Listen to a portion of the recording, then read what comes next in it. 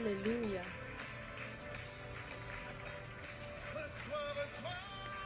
Alléluia. Bonjour, bonjour tout le monde. Louons le Seigneur ensemble. Parlons du Seigneur ensemble. Édifions-nous, grandissons dans la foi.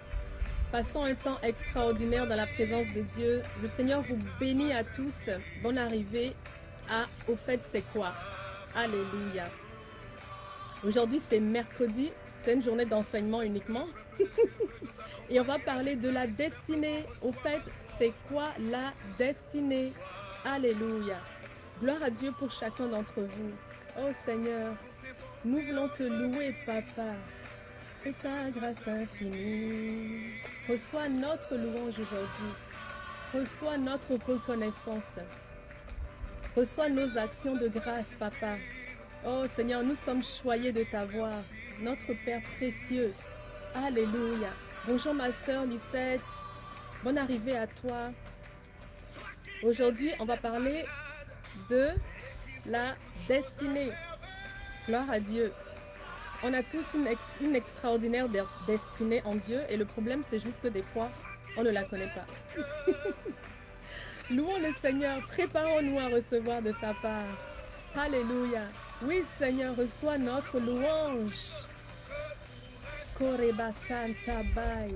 Oh Jéhovah, toi qui as fait tant de merveilles pour moi. Bonjour à ceux qui se connectent. Le Seigneur vous bénit, la main de Dieu vous trouve là où vous êtes et vous couvre de sa grâce, de sa faveur, de sa bénédiction dans le nom de Jésus. Alléluia. Gloire à Dieu. Karabashanderebo sayakate karabababai. Toi qui as fait tant de merveilles pour moi. On va profiter un peu de l'extérieur aujourd'hui. Shakarebo sanaya bante. Oh Seigneur, tu as fait tellement de merveilles pour nous. Reçois notre louange aujourd'hui, Seigneur. Reçois notre reconnaissance. Alléluia. Reçois ma louange. Gloire à toi, Papa. Gloire à toi, Éternel. Bonjour, bonjour, Xavier. Bonjour à toi. Connecte-toi jeudi. On va avoir un message pour la fête des pères. Amen. Jeudi, nous allons parler des papas. Demain. Alléluia. Bonjour à ceux qui se connectent. N'hésitez pas à écrire un petit mot parce que je ne vois que le fait que vous êtes connecté. Je ne vois pas qui est connecté si vous n'écrivez pas. Dites-moi où vous êtes. Dites-moi d'où vous vous connectez. Et puis partageons le live pour que les autres reçoivent la notification. Dans le nom de Jésus, tout le monde qui a besoin de recevoir ce message va être là aujourd'hui. Alléluia. Merci Papa, merci parce que tu as quelque chose d'extraordinaire à nous libérer aujourd'hui, à nous communiquer. Nous nous prédisposons à te recevoir, Éternel. Tu es le Dieu merveilleux. Seigneur, tout ce que tu nous donnes est délicieux. Tout ce que tu nous donnes nous remplit, nous édifie, Papa. Oh Éternel, que ton nom soit élevé aujourd'hui dans notre partage. Que ton nom soit révélé dans notre partage. Oh Papa, merci. Merci Seigneur d'être tous les jours auprès de nous. Merci de toujours entendre nos prières. Merci d'écouter notre cri chaque jour, jour après jour. Tu es auprès de chacun d'entre nous. Oh Seigneur, nous te louons. Nous te louons, nous te louons, nous te louons. Alléluia. Bonjour Christelle. Depuis Londres. Waouh. Gloire à Dieu. Tu es bénie. Bonjour Londres. Bonjour Lyon. Bonjour Grimby. Alléluia. Nous allons parler de la destinée aujourd'hui. Alléluia. Reçois ma louange. Encore une minute et on va pouvoir commencer. Alléluia. Recevons le Saint-Esprit qui est au milieu de nous. Alléluia. Nous te recevons, Saint-Esprit. Nous savons que tu es là. Esprit de vérité, esprit de discernement, esprit de révélation. Agis puissamment aujourd'hui. Que chacun d'entre nous reçoive sa part, son réma. Oh, sa nourriture édifiante pour aujourd'hui. Oui, Saint-Esprit, nous nous connectons à toi, Esprit de vérité. Nous voulons recevoir notre portion, nous la recevons. Nos sens spirituels sont allumés, sont aiguisés. Dans le nom de Jésus, nos oreilles sont ouvertes. Dans le nom de Jésus. Merci Saint-Esprit. Merci pour tout ce que tu as prévu. Merci pour les cadeaux précieux. Merci pour les guérisons. Merci pour les libertés que tu nous rends aujourd'hui. Merci pour l'espérance pour ceux qui étaient désespérés. Merci pour la joie, pour ceux qui étaient tristes, qu'ils reçoivent une huile de joie aujourd'hui à travers le message que le Seigneur a pour nous. Merci Saint-Esprit, merci pour les réconciliations, merci pour le rétablissement de la paix de Dieu dans notre vie. Alléluia. Merci pour les choses spirituelles extraordinaires et excellentes que tu vas faire au milieu de nous. Alléluia. Louons le Seigneur qui est déjà présent.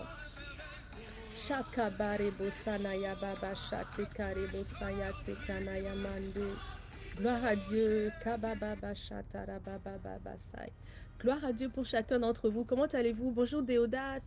Le Bénin est connecté aussi. Le Seigneur te bénit abondamment. Est-ce que vous m'entendez bien? Je suis dehors, donc j'essaie de pas trop crier parce que j'ai des voisins à gauche et à droite. Mais par la grâce de Dieu, vous m'entendez parfaitement. Oh, Carole, ça fait longtemps. Bienvenue parmi nous. Je suis contente de te voir. Le Seigneur te bénit, ma sœur. On va parler aujourd'hui de la destinée. Yay! On est dans le thème, on est encore dans le thème de la croissance, de l'épreuve, la croissance et la destinée. On a vu lundi et mardi que les trois sont liés. Les épreuves sont là pour nous émonder, conformément au verset de la semaine, Jean 12, 24. Lorsque le grain tombe en terre, il faut qu'il meure afin de porter du fruit. Donc, lorsque le grain meurt, c'est l'épreuve qui vient vers nous et nous devons la traverser avec la foi. Nous passons ces épreuves, nous mourons à la chair dans le nom de Jésus et nous demeurons en Christ, nous croissons, nous germons, nous croissons et nous portons beaucoup de fruits dans le nom de Jésus. Alors que nous sommes en train de croître en Christ, nous allons accomplir notre destinée. Alléluia, gloire à Dieu qui a prévu pour nous des plans de bonheur. Hier, nous avons vu à travers le livre de Daniel, je vous encourage à retourner dans cet enseignement. C'était vraiment édifiant. Moi, je l'ai réécouté hier, mais j'ai été vraiment boostée. Daniel était un prophète rempli de feu pour Dieu, de passion pour Dieu. Il n'a jamais abandonné malgré toutes les épreuves qu'il a traversées pendant sa vie. Il a toujours choisi Dieu, il a été émondé et sa vie a laissé un témoignage extraordinaire à la gloire de Dieu. Donc vous pouvez retourner dans ce partage d'hier pour être édifié par le témoignage de la vie du prophète Daniel. Amen. Et aujourd'hui, nous allons parler de la destinée parce qu'on a dit épreuve, croissance et destinée. Mais la destinée, justement, souvent, c'est quelque chose qui est mal connu. N'hésitez pas à partager la vidéo, je ne le redirai plus. Amen. Alors, donc voilà. Donc, la destinée, c'est quelque chose qui est mal connu. On a l'impression qu'on sait ce que c'est, mais la plupart du temps, on peut se tromper. D'accord? La destinée, notre destinée, on a une destinée et il y a aussi un destin. C'est deux choses différentes. Dans le monde, de façon générale, lorsqu'on parle de destinée, les gens pensent que c'est une suite d'événements hors de notre contrôle qui interagissent dans notre vie et qui façonnent notre avenir et notre présent. Les gens pensent que c'est ça le destin ou la destinée. Et ça, par contre, ça amène une attitude fataliste, une attitude de résignation. Parce que quand on subit des épreuves et qu'on se dit que c'est notre destin de vivre ces épreuves, c'est ce que Dieu avait prévu pour nous. De toute façon, on ne peut pas y en échapper parce que le destin, on ne peut pas en échapper. Quand on croit à ça, quand on entretient ces pensées, ça nous pousse à rester passifs, à même accepter les coups qu'on ne devrait pas accepter. Amen. Il ne faut pas qu'on fasse ça. Ce n'est pas biblique. Cette pensée n'est pas biblique. On n'est pas là au hasard à être ballotté à gauche et à droite au gré des flots, au gré des vents et des marées. Ce n'est pas notre partage. Nous sommes des enfants de Dieu et nous sommes guidés par l'Esprit de Dieu. Amen. Nous marchons par la foi. Nous savons où nous allons. Nous sommes les flèches dans le carquois de Dieu. Donc nous avons une direction. Dieu même nous a façonnés et il a un objectif et il va tirer et nous allons atteindre notre objectif. Amen. Donc ces pensées fatalistes que la destinée existe indépendamment de notre volonté et que nous ne pouvons rien y faire d'autre que de la subir, ce n'est pas de Dieu, mes frères et sœurs. Changeons cette mentalité.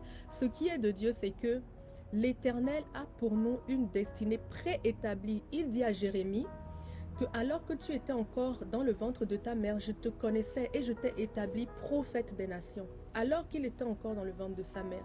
Il dit aussi, j'ai prévu pour vous des plans de bonheur et non de malheur, afin que vous ayez un avenir et de l'espérance. Dieu même a prévu des plans de bonheur. On va lire dans le psaume 139. Vous pouvez le souligner si vous le désirez. Le psaume 139, 16, c'est Dieu qui s'adresse, ou plutôt c'est David qui parle à Dieu. Mais voilà ce que Dieu a fait pour David.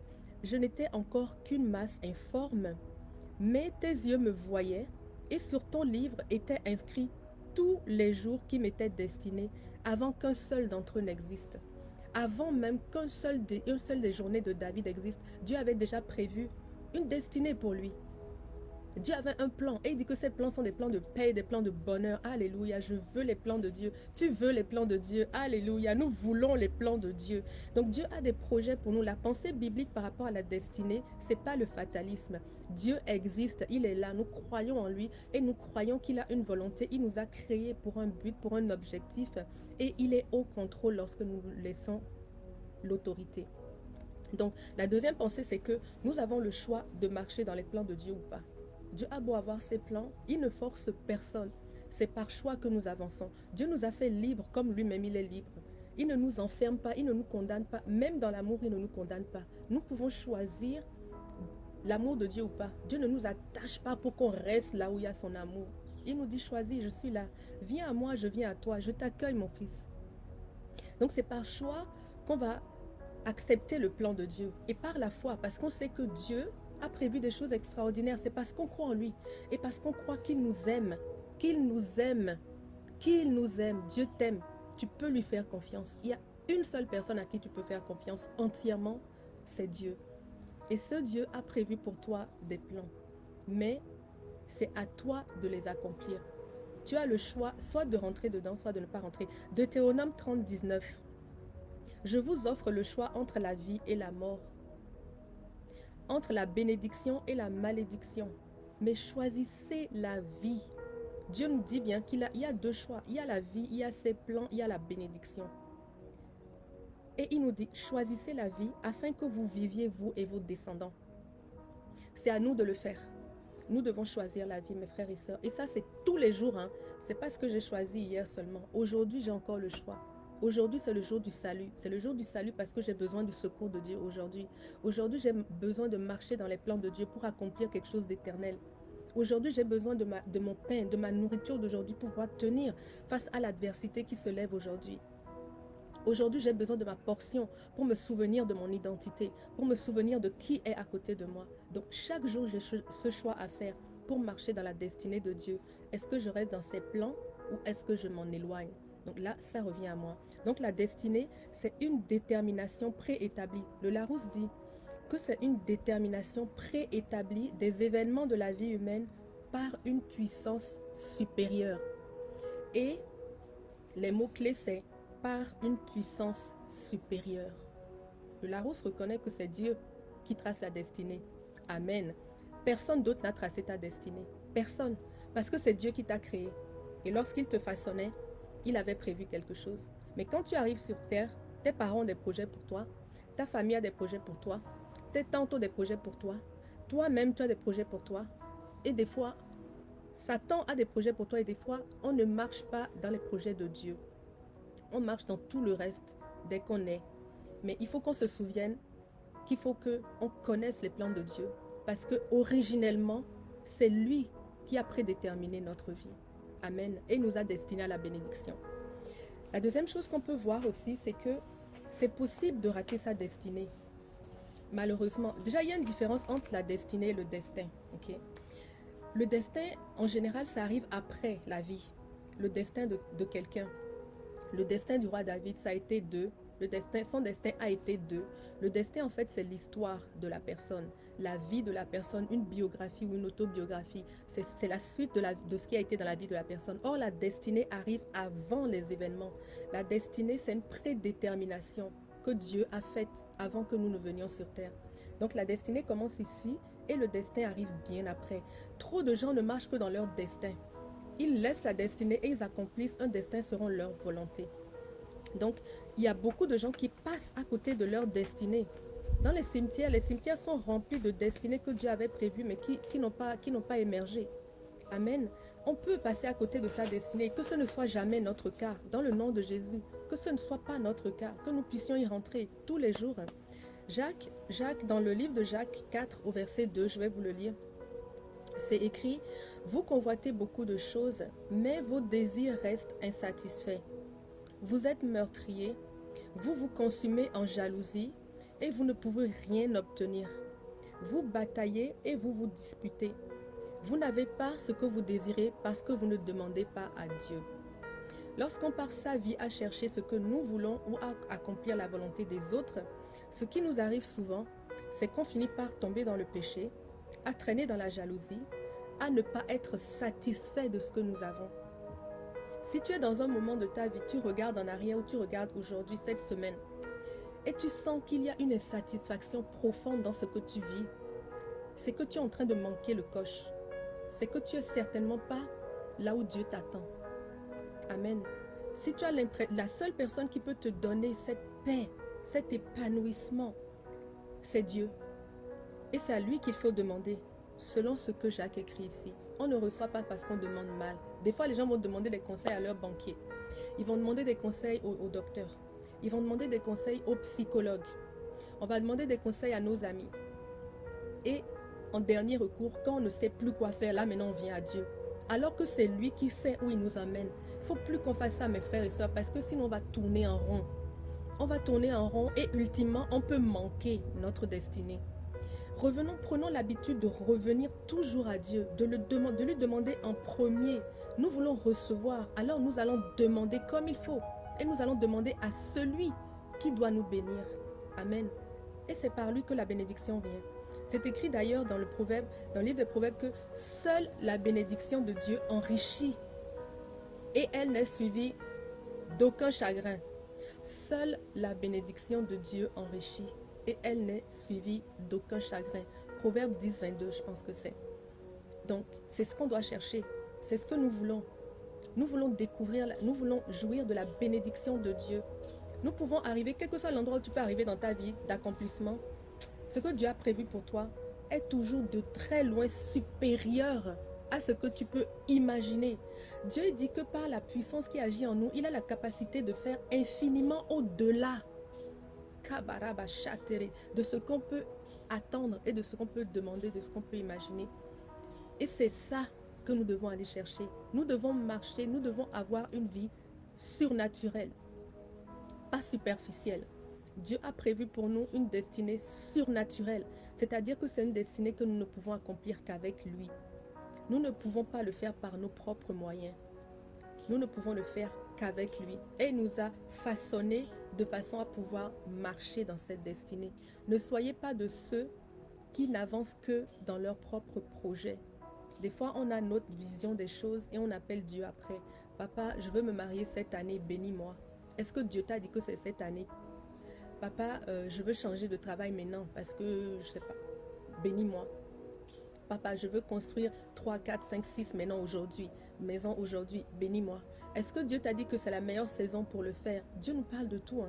Dieu va nous donner la meilleure saison pour le mariage, les enfants, tous les projets qu'on a, soumettons-les à Dieu. Il sait, il connaît les meilleurs moments, les meilleures alliances. C'est lui qui crée les rencontres divines.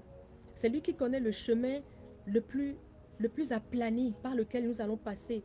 Et quand on passe par ce chemin-là, on évite beaucoup de tracas, bien des tracas. Et c'est un chemin qui aboutit là où il faut. Amen. Qui aboutit là où il faut.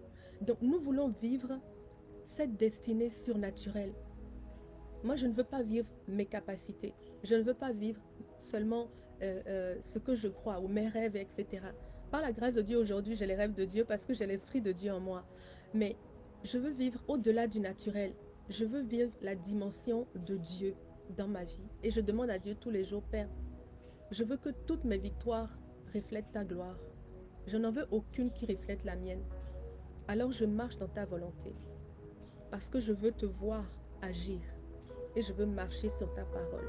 Amen. Donc on peut rater sa destinée. Mais pour l'accomplir, il y a quelque chose à faire.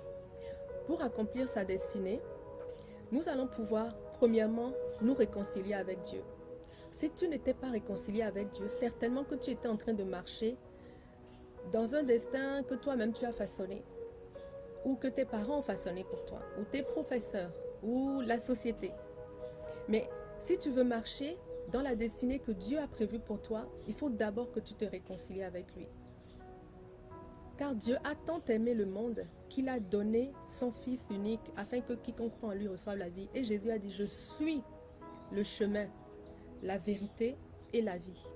Donc c'est la première étape, c'est remettre sa vie à l'Éternel, accepter le sacrifice de Jésus à la croix et endosser notre nouvelle identité, là où nos péchés sont pardonnés et où nous sommes entièrement réconciliés avec Dieu. Amen. Et ça, c'est une simple prière. Si tu n'as pas encore été réconcilié avec Dieu, tu peux l'être aujourd'hui même en priant de tout ton cœur. Père, je veux te connaître.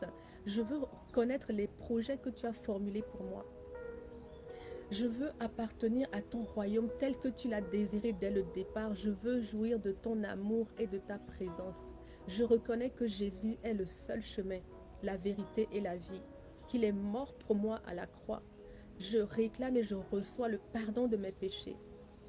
Et je reçois aussi la vie éternelle. Merci Père de changer, de transformer ma vie. Amen. That's it. Là, tu viens verbalement de te réconcilier avec Dieu. Il a entendu, hein? Il n'oublie pas. Il sera toujours présent. Donc c'est la première étape. Il faut qu'on se mette au bon endroit. Et la bonne nouvelle, c'est que si tu as 50 ans, 40 ans, 30 ans, 12 ans, 70 ans, et que c'est aujourd'hui que tu viens de te réconcilier avec Dieu, Dieu a la capacité de faire concourir toutes les choses et les circonstances à l'exécution de son projet pour ta vie. Amen. Dieu a cette capacité, rien n'est perdu. Il est maître des temps et des circonstances, on l'avait déjà vu. Alléluia. Et c'est glorieux. Par la grâce de Dieu, aujourd'hui, tu peux être en train de faire ce que Dieu avait prévu pour toi, même si tu viens à peine de le rencontrer. C'est en ça qu'il est Dieu.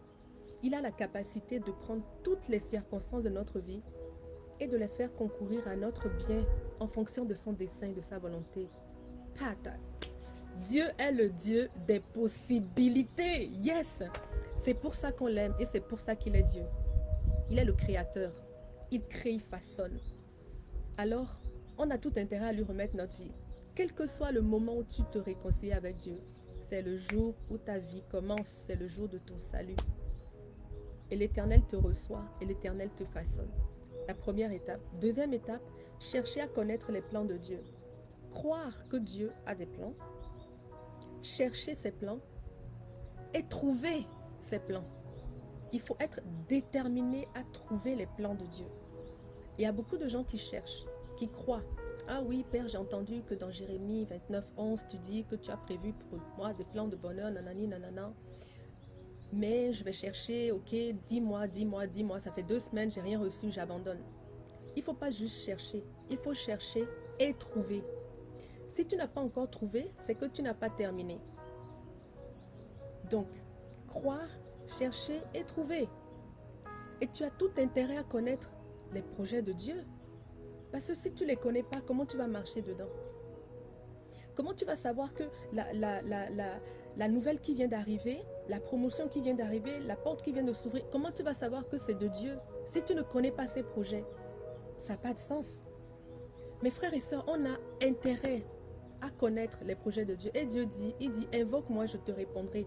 Je te montrerai les grandes choses, les choses cachées. Invoque Dieu et aie la foi qu'il va te les montrer. Dieu a parlé à Abraham, il a parlé à Moïse, il a parlé à David, il a parlé à Paul. Dieu a révélé ses projets avant qu'il n'arrive. Il dit qu'il révèle toujours ses projets à ses serviteurs. Lisons ce qu'il a dit à Abraham. Si on va dans la Genèse, Genèse 18 au verset 17, on va pouvoir lire ceci. Dieu y parle à Abraham et il lui dit, cacherai-je à Abraham ce que je vais faire? Est-ce que Dieu te cacherait ce qu'il va faire? Non. Il deviendra l'ancêtre d'une grande et puissante nation et une source de bénédiction pour tous les peuples de la terre. Car je l'ai choisi pour qu'il prescrive à ses descendants et à tous les siens après lui de faire la volonté de l'Éternel, en faisant ce qui est juste et ce qui est droit, et j'accomplirai les promesses que je lui ai faites. Dieu a déclaré à Abraham textuellement ce qu'il l'a créé pour faire. Il l'a créé pour être le père d'une multitude. Alors que Abraham, à cette période-là, 80 ans, 85, 90, 95, 99, Dieu lui a parlé, c'est seulement 25 ans après qu'il a pu commencer à rentrer dans cette dimension. 25 ans, que ce ne soit pas notre cas.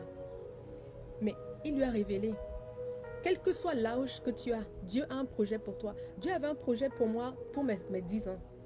Dieu avait un projet pour ma vingtaine. Il savait ce que je devais être en train de faire à ce moment-là. Aujourd'hui que j'ai 40 ans, Dieu a un projet pour ma quarantaine. Et ce projet-là, je ne veux pas le manquer. Peut-être j'ai manqué celui de mes dizaines. Peut-être que j'ai manqué celui de ma vingtaine. Mais celui de ma quarantaine, ah, chakabaré, je ne le louperai pas.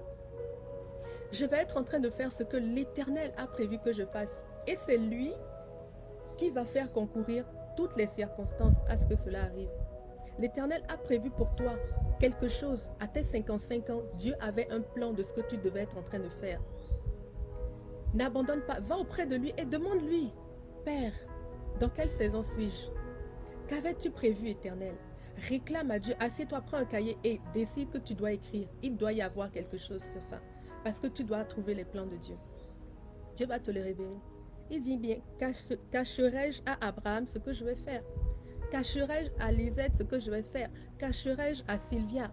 Cacherai-je à Mélanie? Cacherai-je à Mélanie? Dieu dit ne faire rien sans informer son ami.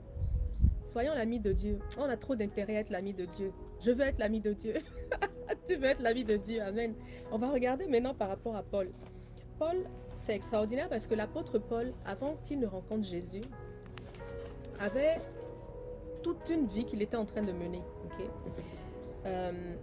Il était très zélé, il était très religieux, et puis il croyait, il menait une vendetta contre les chrétiens, contre ceux qui choisissaient la voie, comme il disait. Et il pensait qu'en le faisant, il était en train d'accomplir, je ne sais pas, quelque chose que Dieu lui avait dit de faire, quoi, un sacerdoce pour Dieu, alors que ce n'était pas le cas du tout. Mais à un moment, paf, il a rencontré Jésus. Et ce jour-là, il est rentré dans sa destinée.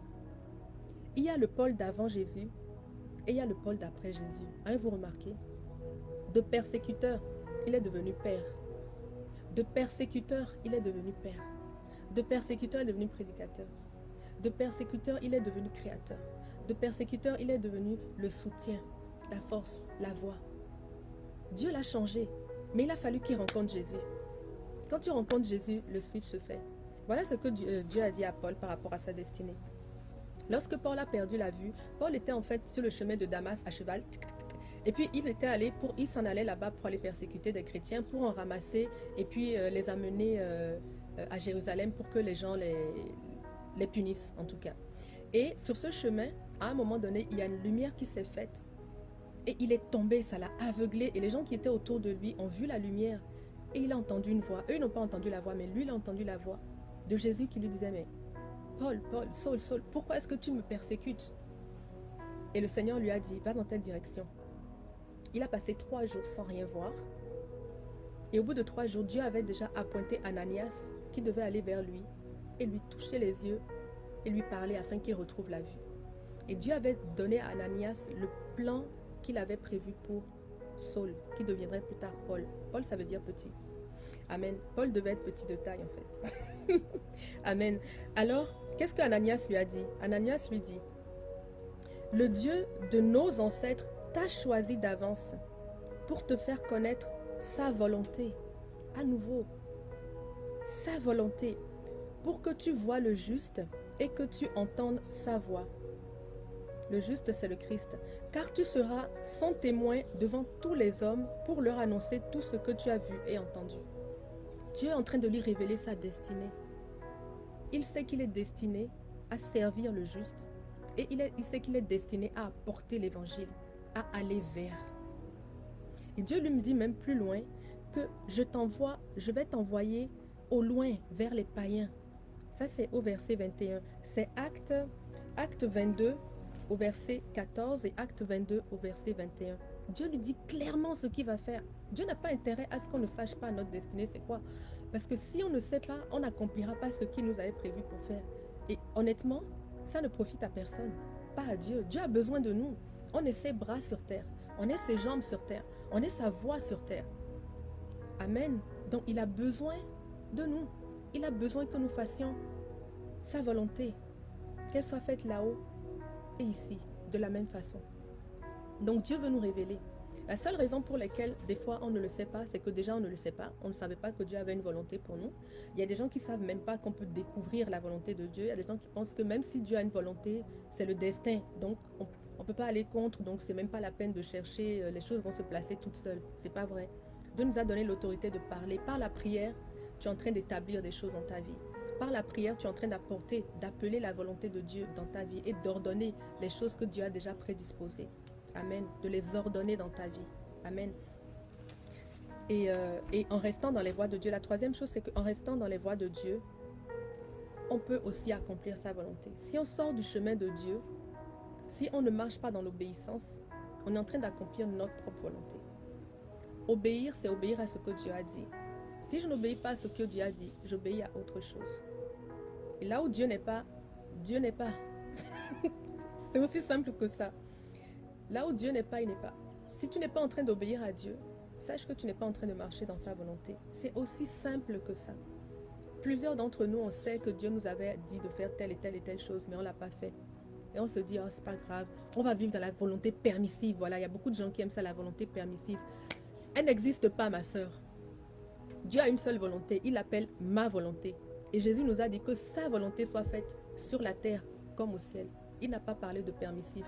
Et la volonté de Dieu est la seule qui est parfaite, qui est bonne et qui est agréable. Alors cherche-la et tu vas pouvoir l'accomplir. Amen. Donc, ce qu'on doit faire, c'est de se réconcilier avec Dieu. La deuxième chose, de chercher à connaître ses plans, de croire qu'il a des plans, de chercher à connaître ses plans et de trouver ses plans. Si on ne les trouve pas, tout le reste n'a servi à pas grand-chose. Il faut trouver, soyez déterminés à trouver, trouvons les plans de Dieu. Et la dernière chose, c'est qu'on doit marcher dans ses voies. On doit marcher dans les voies de Dieu.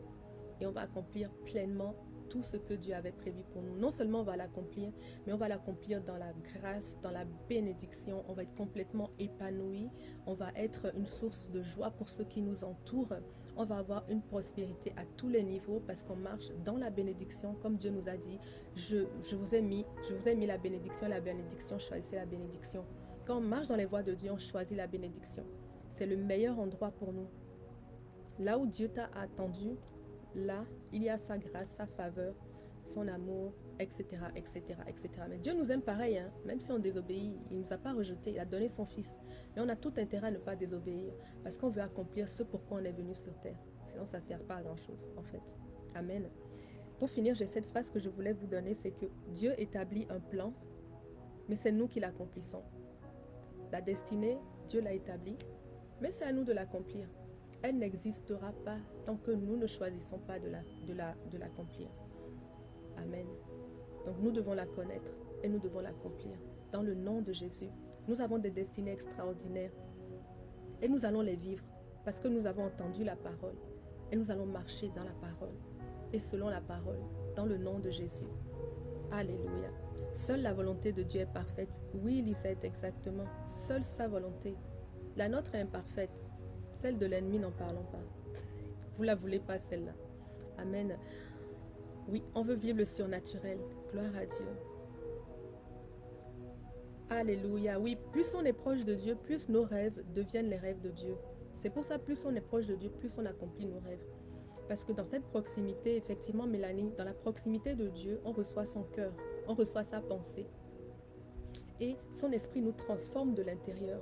On commence à désirer les choses que Dieu désire.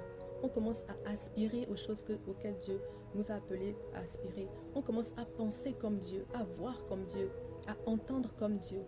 Et d'un coup, nos désirs et nos rêves ont changé. Et lorsque ces rêves sont alignés avec ceux de Dieu, l'accomplissement est certain. L'accomplissement est certain. Toutes choses concourent au bien de ceux qui aiment Dieu et qui sont appelés selon son dessein. Et qui sont appelés selon son dessein. N'oubliez pas cette partie-là. Amen. Gloire à Dieu. Alléluia. Donc c'est ça ce que j'avais pour vous aujourd'hui pour la destinée. Demain, nous allons parler, on va parler par rapport au Père. Demain, le thème de demain, c'est notre Père qui est aux cieux. Demain, je vais vous parler de notre Père. Ça va être vraiment bon. Je suis déjà émue même, parce que Dieu pour moi est quelque chose... Ah, mon Dieu, c'est mon papa. Alors, ce que j'ai reçu dans le cœur, c'est que demain, nous devons parler du Père. Parce que dimanche, ça va être la fête des pères. Et nous allons parler du Père le plus extraordinaire qui existe. et c'est notre papa. Nous allons commencer par lui. Donc soyez au rendez-vous et puis invitez des gens qui sont papas, des amis, des collègues, tout ce que vous voulez pour entendre parler de leur père. Peut-être beaucoup de gens pourront être réconciliés avec Dieu ce jour-là. Demain jeudi, c'est le jour du salut, c'est notre jour de rendez-vous. Alléluia. Prions le Seigneur par rapport à notre destinée, mes frères et sœurs. Merci papa. Merci pour ta parole que tu nous as donnée aujourd'hui. Nous la recevons, Seigneur, avec beaucoup d'égard, avec beaucoup de révérence. Nous savons que tu as prévu pour nous des plans de bonheur, des projets de paix, Seigneur. Et nous voulons les accomplir. Ne nous permets pas, ne nous donne pas de marcher à côté de cette volonté. Révèle-nous, Seigneur, pour ceux qui vont le chercher durant la semaine. Révèle-toi, Père. C'est toi qui as dit, tu m'invoqueras et je te répondrai. Je te montrerai les choses cachées. Alors, durant cette saison, durant cette quête, révèle à tes enfants, Seigneur, les choses cachées qu'ils ont besoin de savoir. C'est notre gloire de trouver les choses cachées. Et c'est la gloire de Dieu de les cacher. Mais Seigneur Dieu, nous allons les trouver dans le nom de Jésus. Nous marcherons dans la volonté de Dieu. Parce que lorsque nous marchons dans la volonté de Dieu, nous marchons d'une façon surnaturelle. Et c'est extraordinaire. Merci Père pour ce message que tu nous as donné. Oui Seigneur Dieu, nous allons aller dans ta volonté, nous allons obéir à tes voies et nous allons accomplir notre destinée. Ce que tu nous as prédestiné à faire sur cette terre ne nous échappera pas à aucun d'entre nous. Dans le nom de Jésus. Merci Seigneur. Merci pour l'esprit de discernement. Merci pour l'esprit de sagesse. Merci pour l'esprit d'intelligence qui va nous permettre de faire la part des choses et de recevoir clairement tes plans et tes directives. Dans le nom de Jésus, nous sommes riches de ta présence, Seigneur, et enrichis par ta parole qui nous libère. Dans le nom de Jésus, nous te bénissons, Papa. Amen. Alléluia. Donc, voilà, mes frères. Oh, c'est déjà fini! C'est déjà fini! Wow! J'aime trop être avec vous. Bref, on va se voir demain à nouveau. N'hésitez pas à m'écrire. Donc, comme vous le savez, je vous réponds un peu dans l'après-midi. Là, je vais aller travailler. Je vais commencer mon après-midi de travail. Je vais entamer en tout cas la portion de l'après-midi. Et puis, je veux déclarer la bénédiction de Dieu sur vous. Je veux déclarer pour ceux qui vont passer une excellente soirée glorieuse. Pour ceux qui sont encore dans la journée, l'après-midi sera extraordinaire en Christ, dans le nom de Jésus. Et je vous donne rendez-vous demain à midi, sans faute, pour parler de notre Père extraordinaire que nous avons. Restez dans la bénédiction de Dieu. À demain, mes frères et sœurs.